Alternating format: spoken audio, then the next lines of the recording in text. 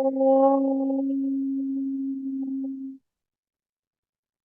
Shri Gurubhyo Namaha Harihi Om.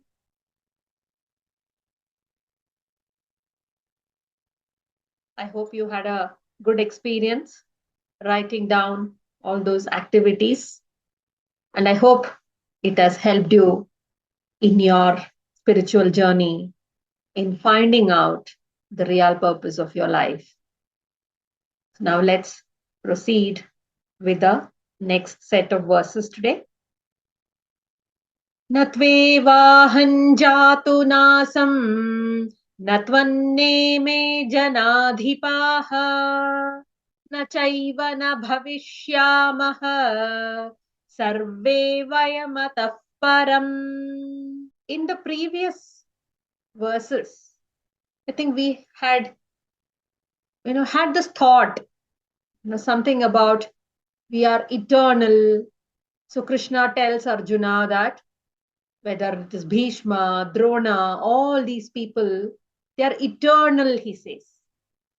And I think in our talk also, I had told you that, hold on to that thought. We will go more deeper into it to really find out about this eternal part. What is this eternal meaning? What does it mean to us? What is eternal? So we will go into it in detail, is what I was telling it to you. So now I think today we will gather more information, more knowledge about the eternal nature. Okay.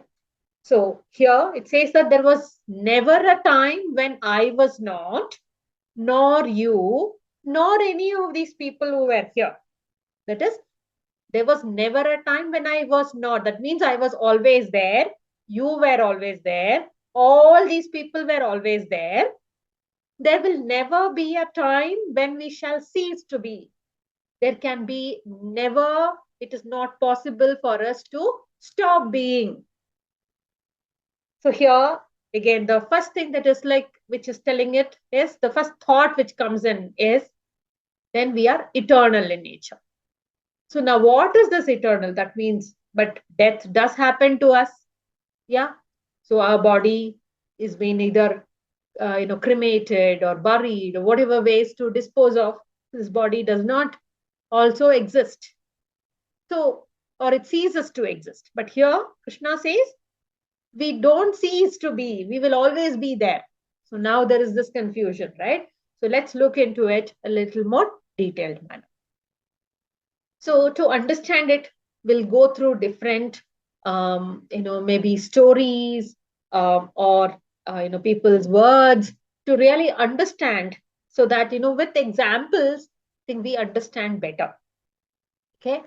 So I think you all know, or at least you must have heard of the name Socrates. Yeah. He was a very wise man of Athens. And he was very fond of, encouraging people to find, to go deeper and to find out the real nature. What is the nature of our own self? He was always encouraging people to, get into it. In fact, he did develop a lot of enemies in the process, because people were thinking that this guy is mad. What is he talking about? Okay. So on one occasion, once Socrates was walking on the road, and he was very, in his deep philosophical contemplation, he was just walking around, and he accidentally bumped into someone. Okay, and that guy got irritated. And then he's like, he just blurted in arrogance, can't you see where, where you're walking? Huh? Who are you? He asked. And Socrates, he answered with, with a big smile on his face. He said, my dear fellow, I have been pondering over so many years. Okay, he says, from the last 40 years, I've been pondering over this question as to who am I? Okay, and I haven't got the answer. So if at all you ever come to know who I am, please let me know. Yeah. So this man must have been, this itself would have thought, okay, this guy has gone mad. What is he telling? He doesn't know who is he.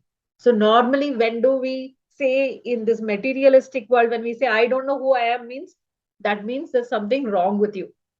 Yeah. But from a deep philosophical knowledge, to know who am I is a big quest by itself. I think Ramana Maharshi was constantly asking all his disciples and all the people who came to him to, to just look into our own self and to find who am I. This who am I inquiry was a big thing. Even today, many of in his ashrams, there are various programs conducted to just know this. Who am I?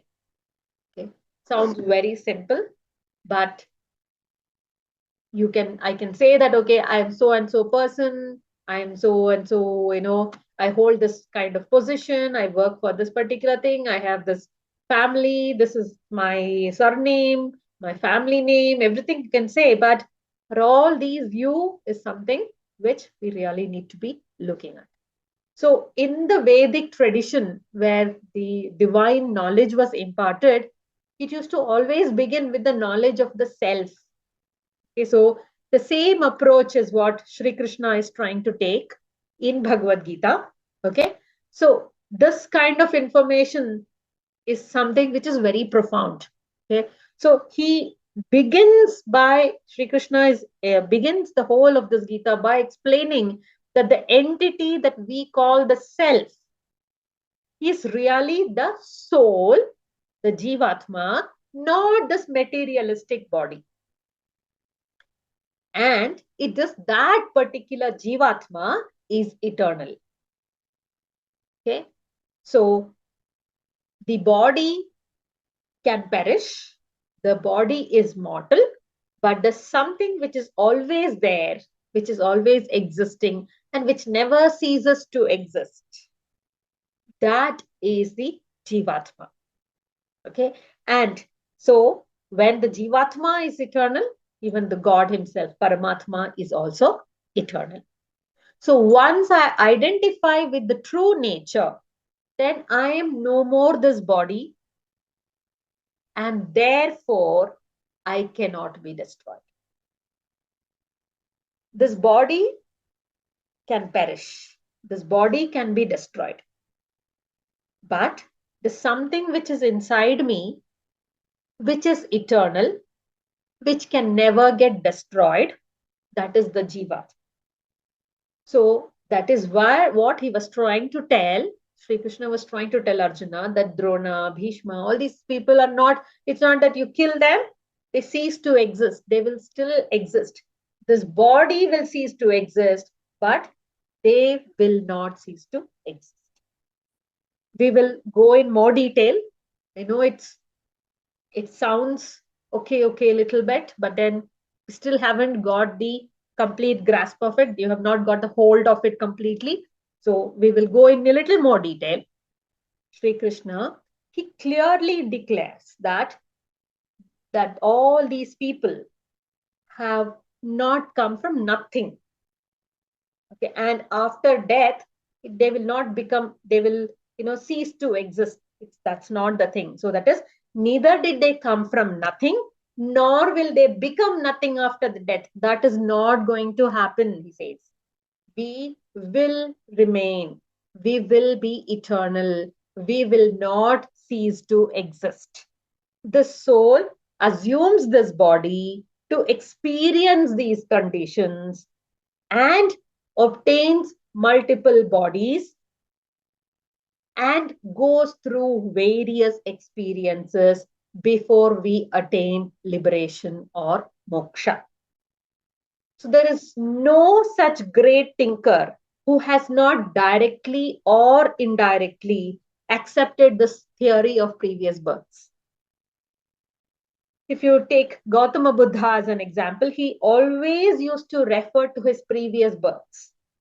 And he says that in the book Old Path, White Clouds, he says that when he was on the, just before he got enlightened, he had a glimpse of all his previous births, he says. Solomon, in the book of wisdom, he has told that being born in a healthy body with healthy organs is a result of good deeds done in the previous life.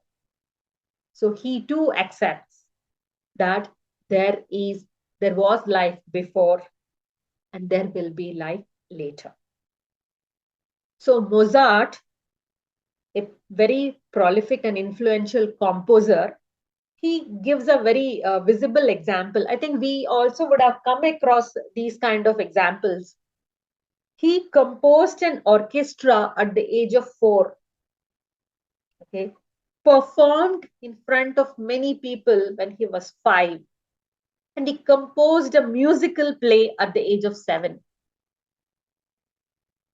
At the age of 5, at the age of 6, at the age of 7, he did great feats. He had great achievements.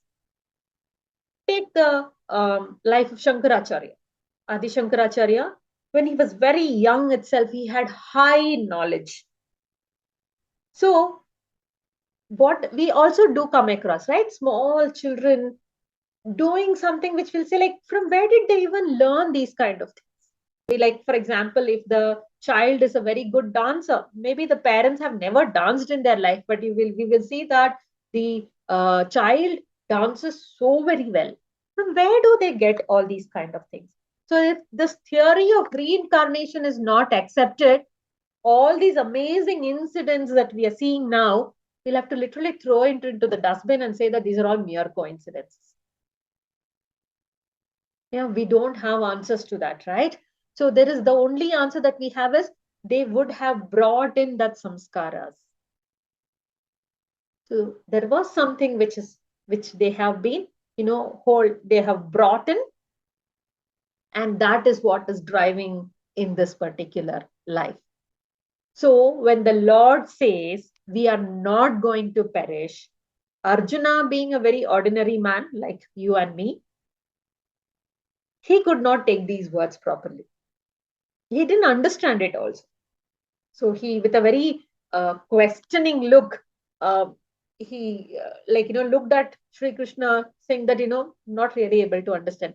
Sometimes we say, right, why are you giving such a blank look? You didn't understand anything. So that kind of a thing. So Arjuna also gave a very blank expression. Sri Krishna understood that this man has not understood much of it. So he continues with his discourse, or he continues with his teachings. देहिनोऽस्मिन् यथा देहे कौमारयौवनञ्जरा तथा देहान्तरप्राप्तिः धीरस्तत्र न मुह्यति. This is a beautiful verse. I think we would have come across this explanation. You must have also, heard about this particular explanation very well, because this is a very famous verse. So, how our soul passes from childhood to youth and then to old age. Similarly, the soul passes from one body into another body. So, the wise man, Dhira. So, we have understood Dhira in a very different way. Dhira for us is like who's very brave. But here, Dhira, the meaning is a wise man. A wise man does not grieve at all for this change that is happening. So, to understand it, we'll go a little more deeper. So, our body undergoes these 6 vikaras, 6 bhavas. Okay. First is jayate, it is born. Huh? Then aste, it stays. Vardhate, it grows. From a small baby, transformation to a toddler, then to a bigger boy or a bigger person. Viparinamate. After the state, it levels and it starts in the opposite journey. Apakshiyate, it starts to decline. Nashayate, it dies. Jayate, from being born, moving slowly, growing up to reach the adulthood. Then once you are in a middle life, then you move downwards, you start into the opposite journey, then you start to decline further, and finally the death. So modern science, it informs us that cells within this body undergoes regeneration. We'll be going through science. Let's connect it to science. Yeah. Old cells die away and new cells are produced. Yeah. And they say that it is estimated that within 7 years, practically all the cells of our body changes. Yeah. That's one part of it. Now, we'll see looking from the mental point of view. Can we remember our childhood? Huh? Can we remember our adulthood? We're able to experience our childhood memories. Yeah. But can we experience others' memories? They must have told us, but can we experience their memories? No, only our experiences, right? In old age, we can remember our childhood and youth. That's why a lot of older people, sometimes when you go to them, they will say that, I was like this, I was like that, I used to go to the school like this, my parents used to send me to work like this, they used to pack, we used to do a lot of walking. So they come out with a lot of these memories that they will talk about their adulthood or even their childhood for that.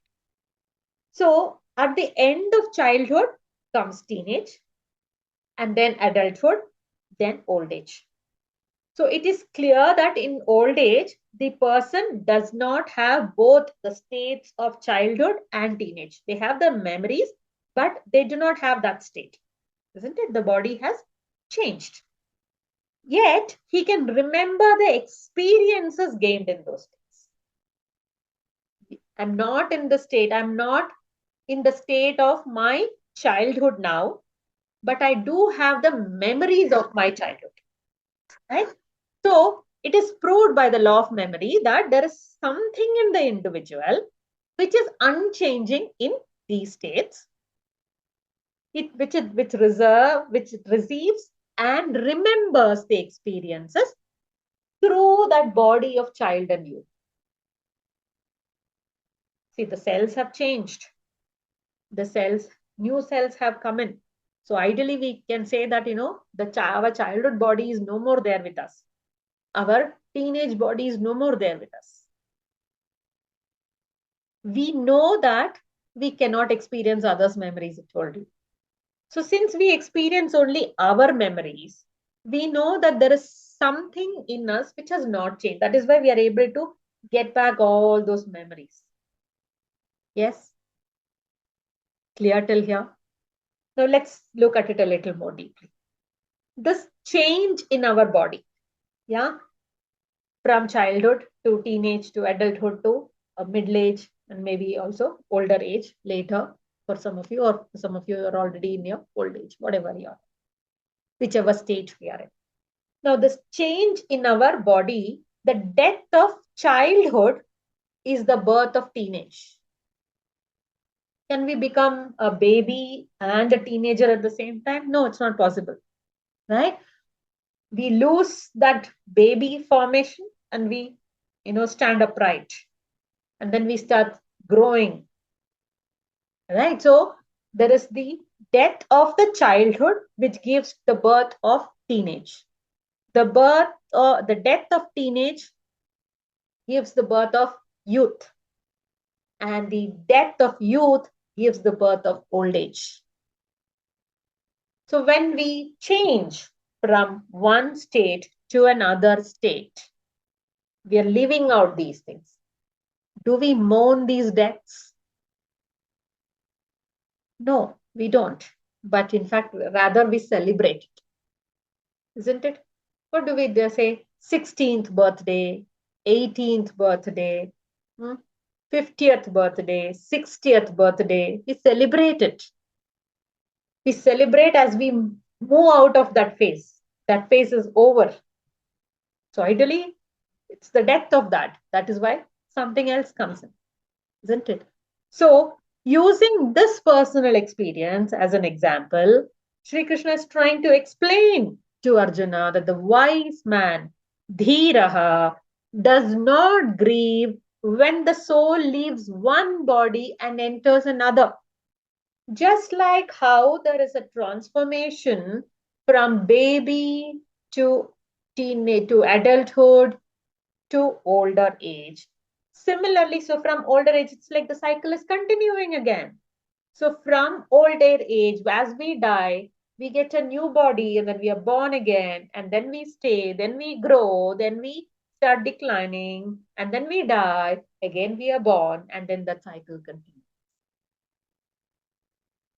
So the wise man, Dhiraha, one who understands this cycle, does not grieve when one soul leaves one body and enters another.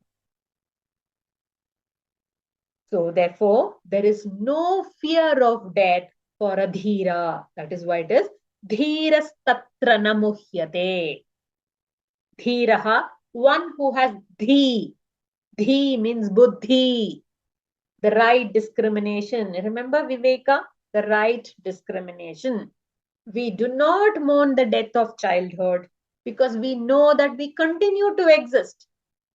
Though I'm saying, in fact, we don't even use the word death of the baby to, the birth of a teenage. Do we say that? No, we don't say that, in fact. But what actually is happening is that, right? So we don't consider it as death. Why? Because we say, no, we are still living. So how can you say that death has happened to us? No, we say. Why? Because we are very sure that we are still continuing to exist. Yeah. So when we continue to exist from baby to a toddler to a grown person, yeah, similarly, we continue to exist because in these states, something which is not changing is our soul. So once we die and we take up another body, the soul continues to exist. It's just that from one state, we have moved to another state. So, a knowledgeable person, a dhiraha, is not deluded in this matter. Grief is a tamasic quality. Sattva, rajas, and tamas. Tamasic, tamas means ignorance. Rajasic, passionate. Sattvic, purity. So, when grief is a tamasic quality, why? Because we are ignorant, that's why we are in grief. It obstructs our thinking and action. So the only way out of this grief is right understanding, right thinking. So Bhagavad Gita assures us that the pure being, the self, my own true nature, the real me is imperishable. It's birthless and deathless. And just as it remains unchanging through the child's body, teenage body, and the adult body, it remains unchanging even at the death of this body also. It is deathless in all bodies. So, think there was a saint, Sufi saint called Rumi. He says, I died out of the stone and I became a plant. I died out of the plant and became an animal. I died out of the animal and became a man. Why then should I fear to die? When did I grow less by dying? I shall die out of man and shall become an angel. So now what is the stone, plant, animal, man? So the soul. There is also how we age. So like the example of baby to older man or an older being. Similarly, the soul takes different bodies. to gain different experiences. So they say that this cycle keeps changing from a stone to a plant. So, there is, because there is Jivatma even in plants, Jivatma even in a rock, it seems. Jivatma in an animal, Jivatma in a man. Man here means in human form. So every Jivatma undergoes this transformation with these different bodies. So he's saying that, and every birth that I'm taking, I'm getting a better and better experience and I'm becoming more knowledgeable. If I'm becoming more knowledgeable, then why should I fear to die? Because there's something better which is coming up for me. If there's something nice which is coming, why will I want to go back? So there is no fear.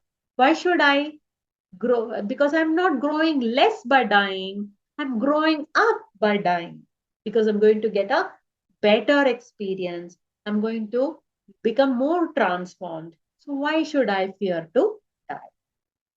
It's a beautiful way to explain, the death and to understand the soul's eternal nature. मात्रा स्पर्शास्तु कौन्तेय शीतोष्ण सुख दुःखदाः आगमापायिनो नित्यः तान् स्थितिक्षस्व Bharat. The senses, using our senses, we have the contact or we have the experience with the objects. O son of Kunti, so Krishna is telling to Arjuna, the contacts of, through our senses, we have these contacts with various objects, which causes both heat, cold, pleasure, pain, or the dualities. Have a beginning and an end. All these objects have a beginning and an end. They are impermanent. So now, so earlier, the verses was talking about our eternal nature, about a permanent nature.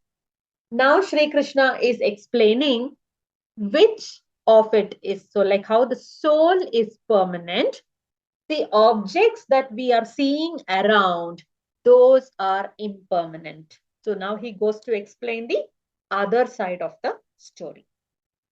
According to Vedanta process, the knowledge of external objects, knowledge of everything that we are seeing around, is got through our senses. That is our eyes, ears, nose, tongue, skin, right?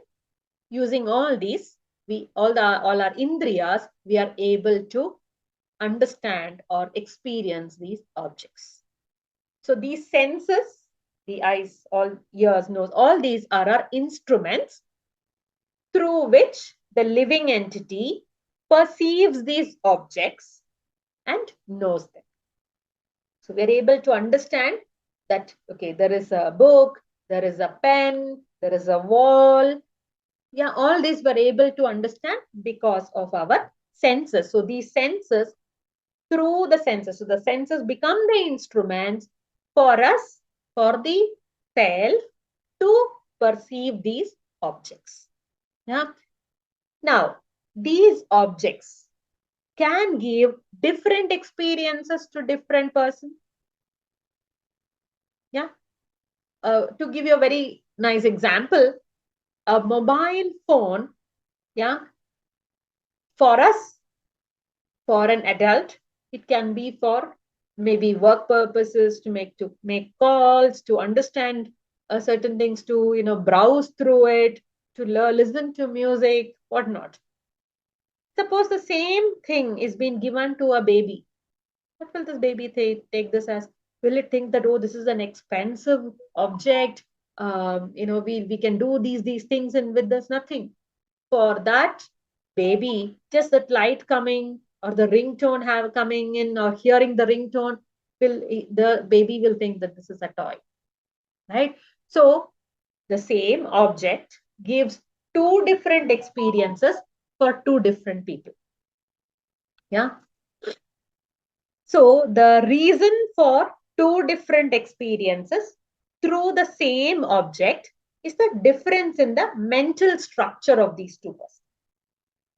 Yeah. So it is also been seen that something which is very dear to a person at one time becomes unpleasant in the second. Now, when for a child, okay, a toy car brings in a lot of happiness, so much of joy playing with that car, with the toy car. In fact, he goes to even fight with his other friends to make sure that he or she gets it. Yeah. Over a period of time, as the child grows, becomes a man or a woman, will he or she look at that car and again fight for that car? No. Something which was so pleasant, something which brought in a lot of joy, something for which you really fought for, that particular object, it loses its importance. It is no more giving you the joy or happiness or something which you have to fight for it. Isn't it? It does not. Because the mind also changes. The mind is changing. Yeah. So the man who understands that the things of this world are ever changing, it's born and destroyed. That man will never allow himself to be distracted by these objects because he knows that this is going to be destroyed also. This is going to change. Yeah? So, in the flow of time, the events of the future will take the form of the present. Yeah, and are continuously included as something which undergoes a lot of change. And by giving different experience. As a child, we have certain experiences. As we grow up, we have different experiences. And as we grow older, so the future takes the present, goes through certain experiences. And from that present, we again look into the future. And then when we reach there, we again have different experiences. So it's a continuous change which happens. So if one understands, there is no reason for a dhira to grieve because the existence or non-existence of these things that has beginning or end does not seem to be of much importance to a wise man. Cold, heat, success, failure, happiness and sorrow, they're all not permanent. When the reality is like this, then why are we getting upset? Why are we getting worried? Because there is every situation is going to change. And if we are grieving for that change, that is purely a sign of ignorance. So the wise man says all these troubles that comes in life should be tolerated peacefully without worrying. In all kinds, whether it's favorable or unfavorable circumstances, the wise man always keeps his mind in an equilibrium, in an equanimous state. And what does he say? This too shall pass.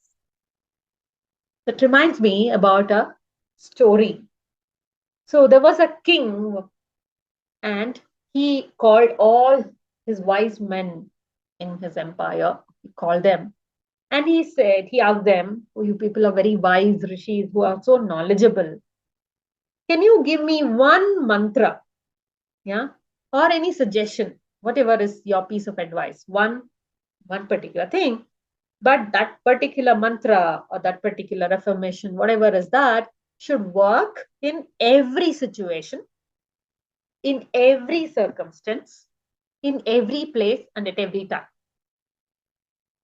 Can't be, okay, here this works, there it does not work, that cannot happen. One mantra which can work everywhere at any given point of time, in any situation, whether it is joy or sorrow, whether it's defeat or victory. So, one answer for all these questions, something which can help me even when you people are not there. Yeah, even when you are not available to me to give advice, that time also this particular mantra should work. Do you have something like this? Yes. So all the wise men were like, okay, what is this king asking? Let's discuss amongst ourselves. So they all discussed. And after a lengthy discussion, there was another great man who was there, and he came out with one particular suggestion, and he told it to all the other wise men, and everybody thought, yeah, this is good. This mantra is good. This suggestion is good. So they went to the king and they gave something written on paper, and they said, king, don't look at it now. Okay, you should not see this out of curiosity. When you are in an extreme danger, yeah, when you feel that you're all alone, there seems to be no other way, only then you can see this. So then king said, okay, fine. And what he did, he folded the paper and he kept it under his diamond ring. So sometime later, the neighboring kingdoms attacked. The king and his army fought very bravely, but lost the battle. So the king had to flee. Okay, and the enemies were following him. So he was running. He was on his horse, and trying to go faster and faster. And suddenly he came across a dead end, and that road was not going anywhere. And you see that there is a rocky valley, and which is 1,000 feet, more than 1,000 feet deep. And if he goes there, he's going to definitely die. He'll be finished. But neither can he return because the enemies are coming behind. So, and he was like wondering, where will I go and hide myself now? So, and he could hear how the enemy's horses, the sound of those horses. So then he knew that they were approaching. So the king became very restless. There's like no other way now. No, gone. My life is gone.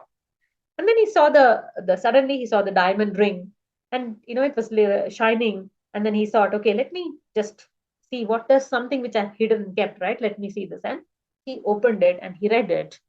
And it said, the message was, this too shall pass. So the king read it and he again read it. And suddenly something struck him. He said, yes, this too will pass. Because only a few days back, I was enjoying in my kingdom. I was the mightiest of all the kings. Yet today, kingdom is gone, all the pleasures have gone, all the luxuries have gone. And in fact, not only gone, I'm here trying to save my life here. Yeah. I don't know what's going to happen next moment. So that's the place where I'm standing right now. There's no way to escape from my enemies. Like how those days of luxuries have gone, this day of danger too shall pass. Somewhere he got that kind of a firm belief in that particular mantra or a statement. So suddenly he felt more calm. Yeah, he just stood there, and that's when he noticed that that place where he was standing was full of natural beauty, and he didn't even know that such a place existed in his kingdom. He had not even paid attention to all those details. So he just stood there admiring the natural beauty. This message, this particular message, had a great effect on him. He, seeing the natural beauty, this message ringing in his ears, he was so relaxed and forgot about those who were following. After a few minutes, he realized that, the sound is actually receding. It's not coming closer. So he knew that, okay, maybe the enemies have moved in another direction in search of him. And then after some time, he knew that they're not going to come there. So he became more confident. He became more brave. So he reorganized his army after a few days and he fought again. This time he fought with more vigor. He defeated the enemies with with more courage, with more bravery, and he regained his empire. So when he returned back to his kingdom, he was received with a lot of love and cheers, and the whole capital was rejoicing this victory. Everybody were in a festive mode. Flowers were being showered upon the king from every house, from every corner. People were dancing, singing, and making merry, and they were all in a celebratory mode. And for a moment, the king felt, oh, I'm one of the bravest kings. I'm one of the greatest king. It's not easy to defeat me. With all this reception and celebration, his ego was raising up. Suddenly, the diamond ring, because of the sunlight, it started to shine. And then he remembered this particular piece of paper that is there. He removed it and he read it once again. And it read again the same thing, that this too shall pass. He became very silent. The king, who was full of proudness that, he did this, such a big feat, and he defeated all that went, and there was a total change. And from that egoism state, he went to a humble state, full of humility. If this too is going to pass, it is not yours at all. It is not mine at all then. The defeat was not mine, so the victory is also not mine. I am just a watcher. I am just a witness to it. Everything passes by. We are all witness of all this. We are the perceived. Life comes, life goes. Happiness comes, happiness goes. Sorrow comes, sorrow goes. Yeah, so this too shall pass, because all these are going to change. They are impermanent. They have a beginning and they have an end also. So here let's come with another activity. As you listened to the story, just sit silently, keeping your eyes closed, and evaluate your own life. This too will pass. Think of the moments of joy and victory in your life.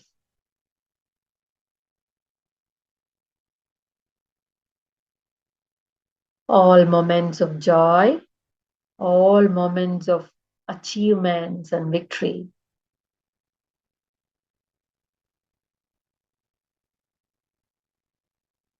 Think of the moments of sorrow and defeat.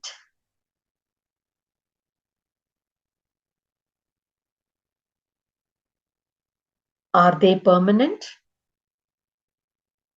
Were these moments of joy, victory, sorrow, defeat, were they all permanent?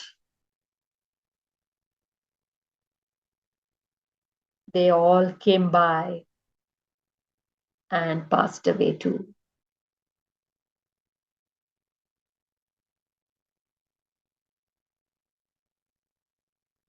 You can open your eyes. So life just passes away. There's nothing permanent in this world. Everything changes.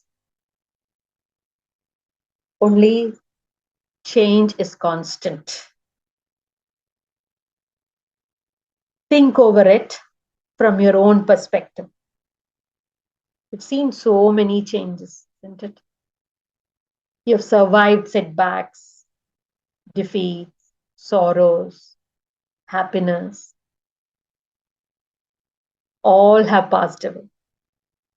The problems in the present, they too will pass away. If you're worried about something, do not grieve for it, because it too shall pass. Because nothing remains forever. Joy and sorrow, it's like the two faces of the same coin. They both will pass away. So the objects of this world are finite. They have a beginning, they have an end. Some things which was pleasant for you, it becomes painful later on. Some things which was very painful earlier suddenly becomes very pleasant. Yeah, so you undergo even through mentally the changes are, you know that they all are impermanent and it shall pass. So that's about the impermanent part of the objects. So we saw the eternal soul and the changing world.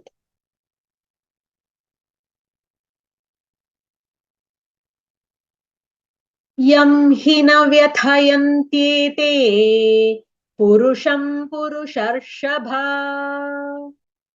समदुःखसुखं धीरं सोमृतत्वाय कल्पते.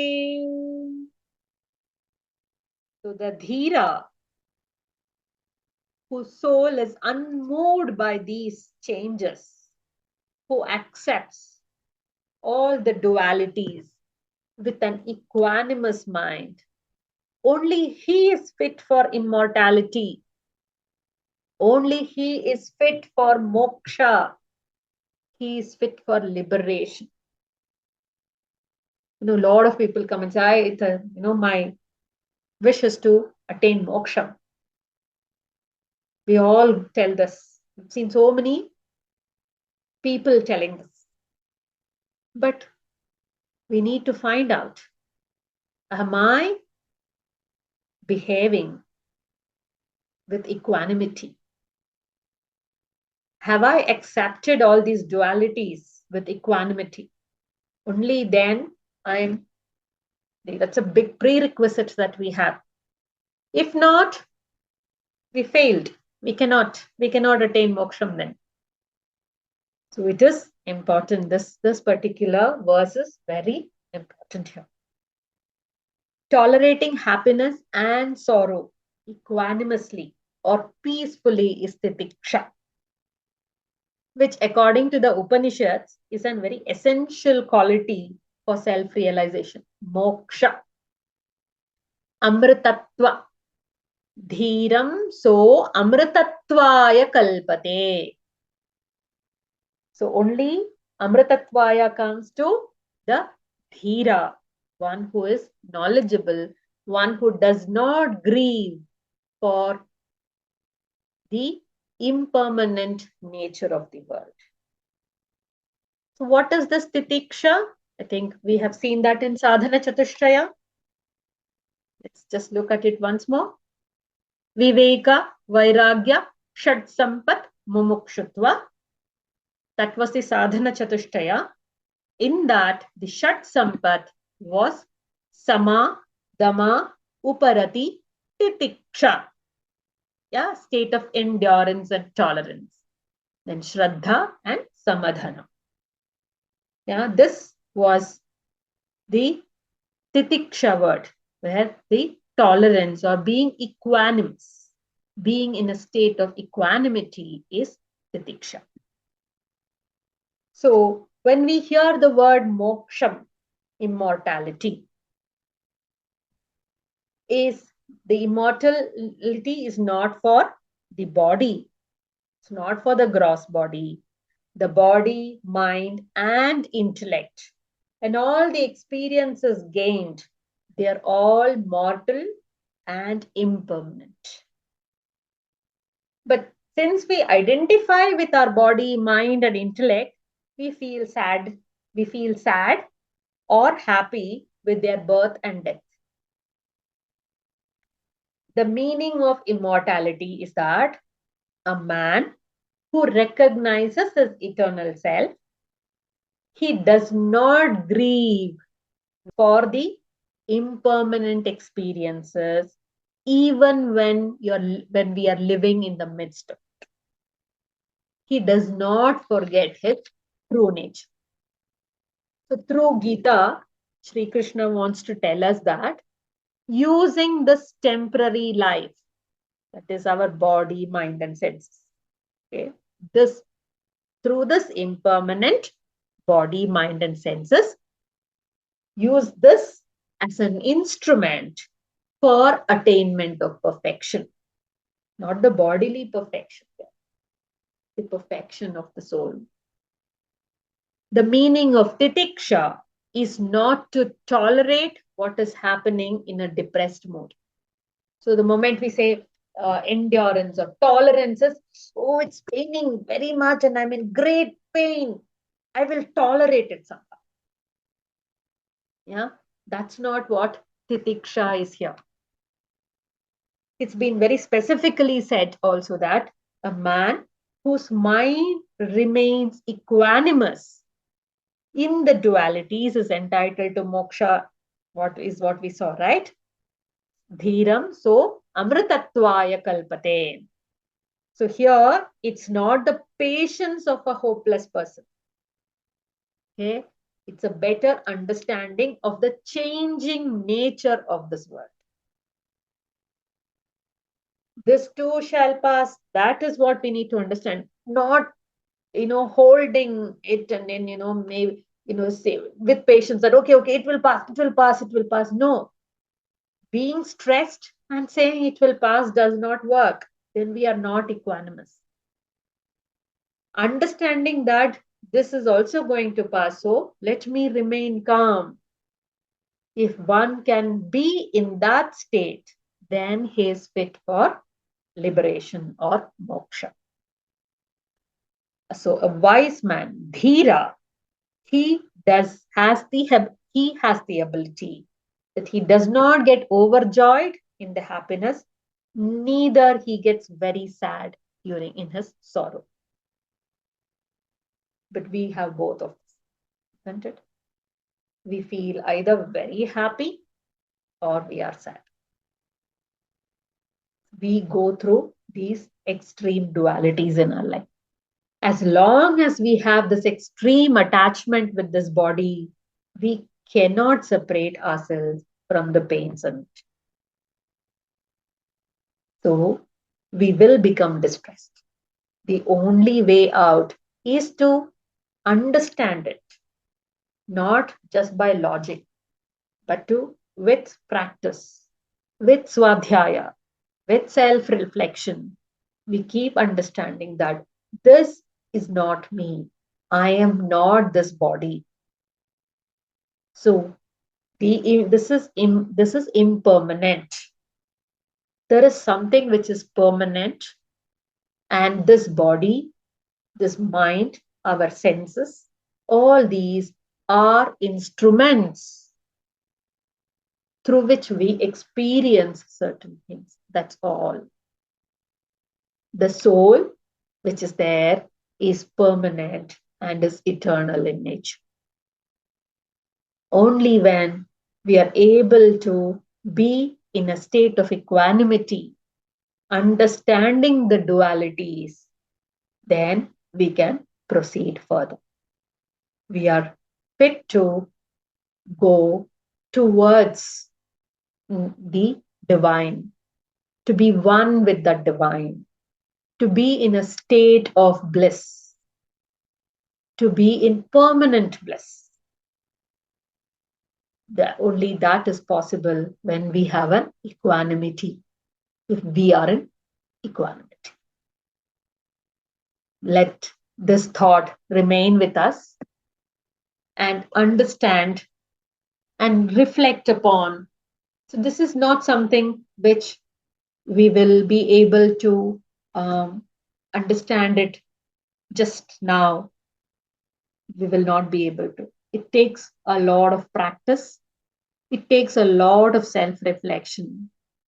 Every moment, we need to look at our own self, be a witness. We are the witness. Find out, what are we doing? Are we getting overjoyed? Are we getting too stressed? Am I in a state of equanimity? Ask this question every now and then whenever you get certain experiences, and see how, when we are not in a state of equanimity, then a body definitely shows those changes. Our mind shows those changes, and through which we'll know that we are not in a balanced state. So, the moment we know that this too shall pass, That's the mantra which you can have it to calm the mind, not to get stressed, not to grieve upon those impermanent things in nature. Then see how life takes a different turn altogether. I'll stop this today with this thought. Continue to do swadhyaya on this, continue to meditate on this thought, and see what answers you get. Om Shanti Shanti Shanti Harihi Om Tat Sat Shri Krishna Arpanamastu